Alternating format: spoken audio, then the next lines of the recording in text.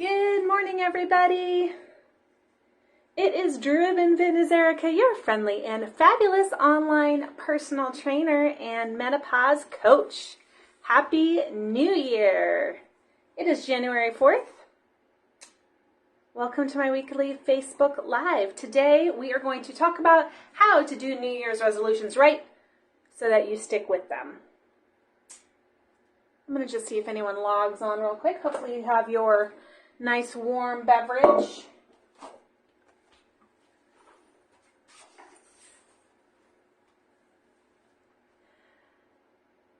So, today, welcome to my weekly Facebook Live. It is Driven Fitness Erica here, your friendly and fabulous online personal trainer and menopause coach.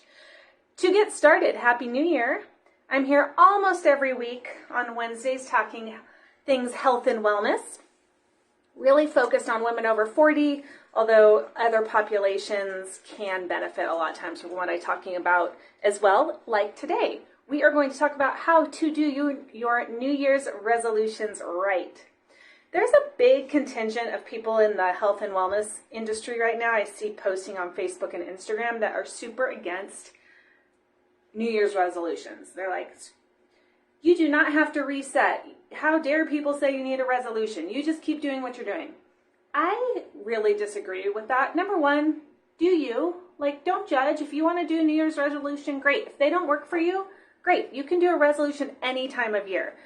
But I'm not going to knock people who naturally feel like January and the New Year's is a good point in your life to kind of reset, restart, right? Start fresh.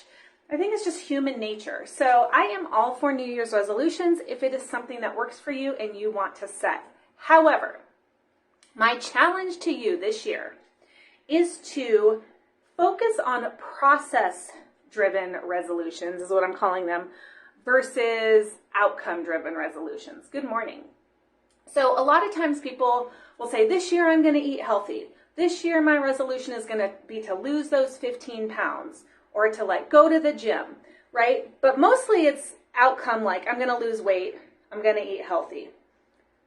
What I would rather have you do is work on a process-driven goal or resolution. So if your goal, I'm just going to use weight loss because it's a very typical goal. If your goal is to finally lose that 15 or 20 pounds, the reason why that resolution or that goal hasn't happened in the past is because you're not concentrating on the process and you're not doing the habits and daily consistent activities that will allow you to reach that outcome. So instead of worrying about the outcome at all this year, just worry about the process. So for example, you haven't been going to the gym, you haven't been eating right, you haven't been doing all those habits that will lead to losing that weight that you want to lose. So this year, I suggest that you don't worry about whatever the final goal is at all. Say it's to lose 20 pounds. I want you to resolve or work to strategically accomplish the habits required to reach that goal. So for example, this year, my outcome that I want is to lose weight. But my resolution is going to be to sign up with a personal trainer or sign up for a small group class for accountability and go to the gym 3 days a week.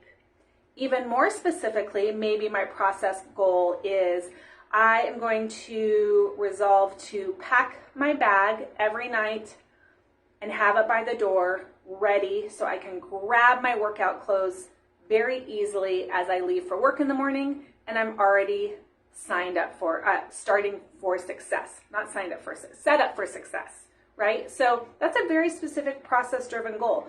But say in the past, you don't do that and you're running around in the morning trying to put stuff into a bag and you're late and you miss things, you don't have your shoes, or you never even pack the bag, and so then you don't even make it to the gym, right?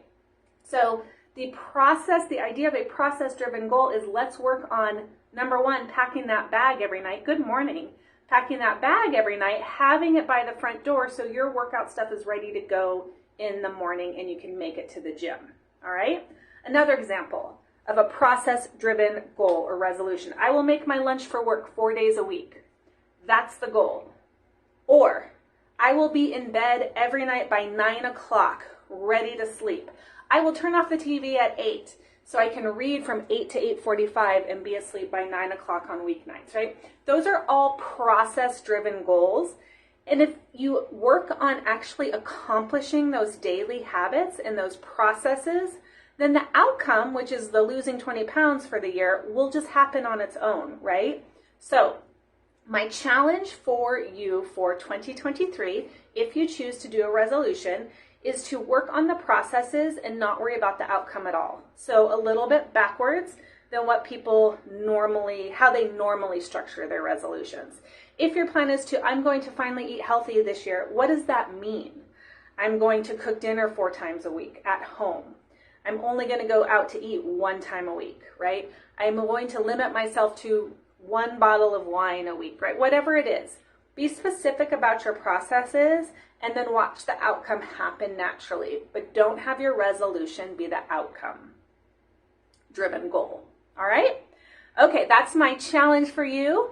Feel free to post below if you have a process-driven goal you want to share as a little accountability. Go for it. You can post it in the reply or comments in the comments field below. And what do I have coming up? I have a women's group Hormone Connections Challenge workshop program starting next week, $299. It is a 4-week program. You get 2 accountability calls with me where we strategize how you're going to reach your goals, plus weekly educational videos about hormone connection to weight loss. So that starts next week. Feel free to message me to sign up. I have 10 slots. Or have any other questions. There's a flyer I posted a few days back in Facebook, so you can look at that. All right, go out, make it a great day, and I will see you next week.